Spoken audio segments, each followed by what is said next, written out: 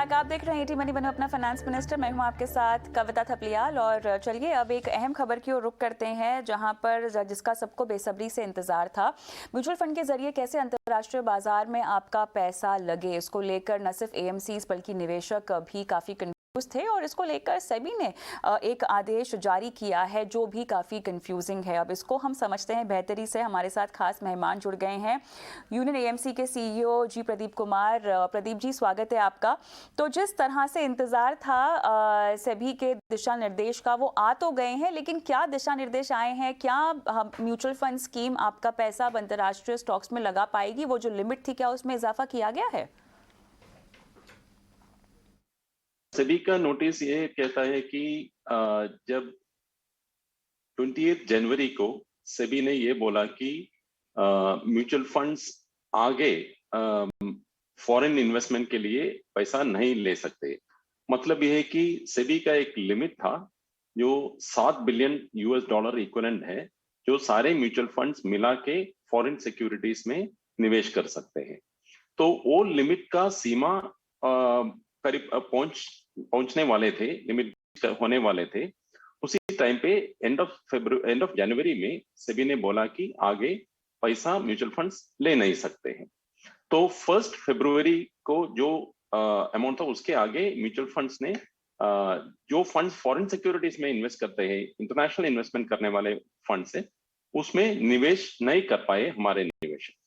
तो अभी सेबी ने बोला कि उसके बाद जितना रिडेम्पशन हुआ है, तो उसके हिसाब से जितना हेडरूम है, उतना पैसा अभी म्यूचुअल फंड्स वापस निवेश एक्सेप्ट कर सकते हैं। यही बोला है सेबी का नोटिस में। तो हम ये कह सकते हैं कि अब अगर आप किसी ऐसे फंड में पैसे लगा रहे हैं जो कि विदेशी बाजारों में आपका पैसा लगा रहा है, ये मुमकिन होगा? क्या वो फिर से जो लिमिट बंद कर दी गई थी उसे शुरू करने के बाद हमारा पैसा लगेगा अंतर्राष्ट्रीय बाजार में?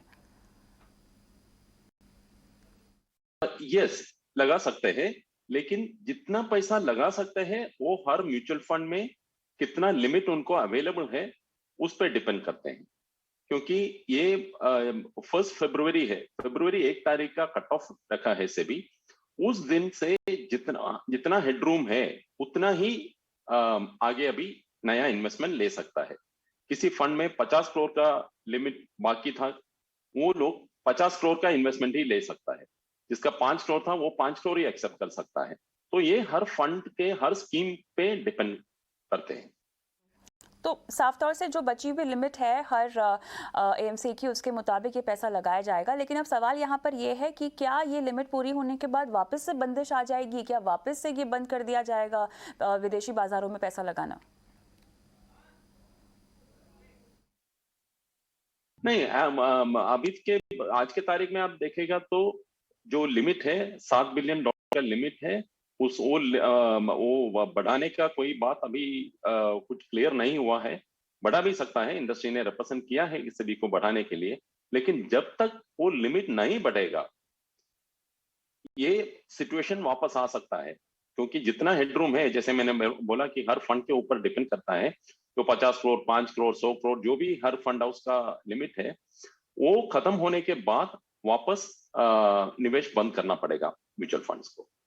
प्रदीप कुमार जी, बहुत बहुत धन्यवाद, आपने समय निकाला और इस पूरे मुद्दे को समझाया। हालांकि अब देखना होगा कि अलग अलग एएमसीज की तरफ से क्या क्या क्लैरिटी आती है, और कुछ एएमसीज ने भी सेबी से यहाँ पर और क्लैरिटी मांगी है इस दिशा निर्देश के लिए।